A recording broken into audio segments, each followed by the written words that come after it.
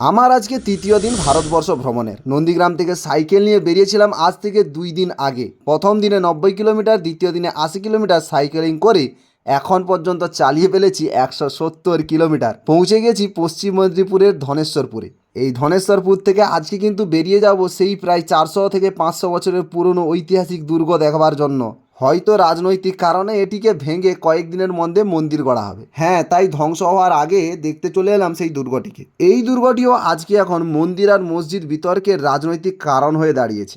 এইটি দেখা শেষ করে বেরিয়ে যাব সেই ঝাড়গ্রামের জঙ্গলে, যেখানে পার হতে দেখা যায় জঙ্গলি হাতি। আমার সাইকেল মাত্র 250 কিলোমিটারেই আমার সঙ্গ ছেড়ে দেয়। যেখান থেকে পরের জার্নি কিভাবে কন্টিনিউ করব সেটাই হচ্ছে ভাবনার বিষয়। তো ওয়েলকাম বন্ধুরা, আপনাদের সবাইকে স্বাগতম জানাই মেহবুব অ্যাডভেঞ্চার ডায়েরির নতুন পাতায়। আনন্দ নিকেতন বা কেদার লজ, কালকের রাত্রে থাকবার ঠিকানা ছিল এখানে। কালকে রুম খোঁজা খুবই কষ্টকর হয়ে পড়েছিল। কালকে প্রায় 1 ঘন্টা ধরে রুম খুঁজছি, এই দিক ওই দিক করে করে অবশেষে এই জায়গায় এসে। কাল রাত্রে বেশ ভালোই ঘুম হয়েছে, কিন্তু কালকে রাত্রে খুব ভারী ভরকম ঝড় এবং বৃষ্টি এসেছিলো, যার কারণে কারেন্ট রাত্রে ছিল না, কিন্তু ঠান্ডা ঠান্ডা পরিবেশ হওয়ার কারণে কোনো অসুবিধা হয়নি। আজকের দিনটি হচ্ছে শনিবার। কালকে রাত্রে বৃষ্টি হয়েছিল প্রবল। পশ্চিম মেদিনীপুরের ধনেশ্বরপুর থেকে রুম ছাড়তেই প্রায় সময় হয়ে যায় প্রায় 7টা। এই দিকে দুর্গ থেকে প্রায় আমি 28 কিলোমিটার দূরে রয়েছি, যেখানে পৌঁছাতে সময় লেগেছিল 3 ঘন্টা। প্রায় পৌঁছেছিলাম 10টা 15-র দিকে। এই ফোর্টটির নাম হলো কুরুমবেড়া ফোর্ট, পশ্চিম মেদিনীপুরের সবচেয়ে বড় ট্যুরিস্ট অ্যাট্রাকশন। এই কুরুম কথার অর্থ হলো পাথর, আর বেড়া কথার অর্থ হলো প্রাচীর। সব মিলিয়ে অর্থ হলো পাথরের প্রাচীর দেওয়া দুর্গ। কেউ কেউ বলে থাকেন উড়িষ্যার রাজা গজপতি 1438 থেকে 1469 নির্মাণ করেছিল এই দুর্গটিকে, যিনি ছিলেন সূর্যবংশের বংশধর।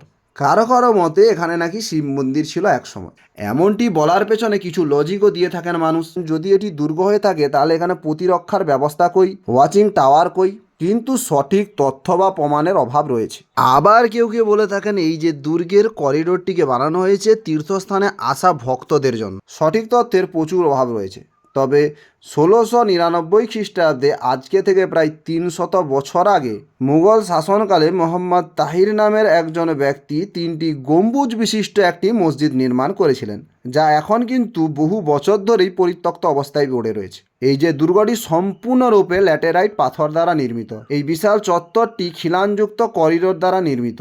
এই দুর্গতে প্রায় 69টিরও বেশি স্তম্ভ রয়েছে। এই করিডোরের ছাদগুলিতে প্রধানত পাথরের উপরে পদ্মের নকশা করা হয়েছে, যা পাথরের উপরে সুন্দর করে খোদাই করে বানানো। এখানে তীর্থযাত্রীরা কখনো আশ্রয় নিয়েছে কিনা জানি না, তবে বিভিন্ন সময়ে বিভিন্ন সেনাদের সামরিক ছাউনি হিসাবে কিন্তু এই দুর্গ ব্যবহার হতো।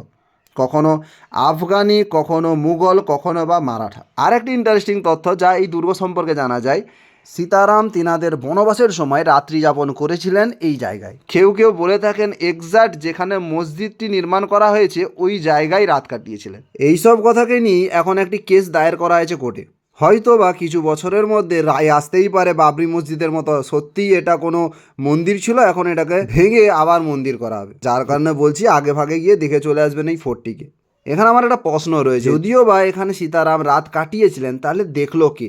অথবা এক্সাক্ট ওই জায়গায় ঘুমিয়েছিলেন কি রাত যাপন করেছিলেন, তার তথ্য পেলো কোথায়? আর যেটা হচ্ছে মসজিদ নিয়ে কথা, এটি এখন পরিত্যক্ত অবস্থায় পড়ে আছে। না এখানে কেউ নামাজ পড়ে না কিছু। তো ইতিহাসকে এইভাবে ধ্বংস করে লাভটা কি? কেবলমাত্র রাজনৈতিক প্রফিট ছাড়া আর কিছুই নয়। শুধুমাত্র পাথরের তৈরি এই দুর্গগুলি এখন করা সময়ে রিক্রিয়েট করা অসম্ভব একটা ব্যাপার। এর থেকে বেশি কিছু বলার মতো আমার কাছে শব্দ নেই। আর বেশি কথা না বাড়িয়ে এবার আমি আগিয়ে যাব ঝাড়গ্রামের দিকে। ঝাড়গ্রাম এইখান থেকে প্রায় 60 কিলোমিটার দূরে।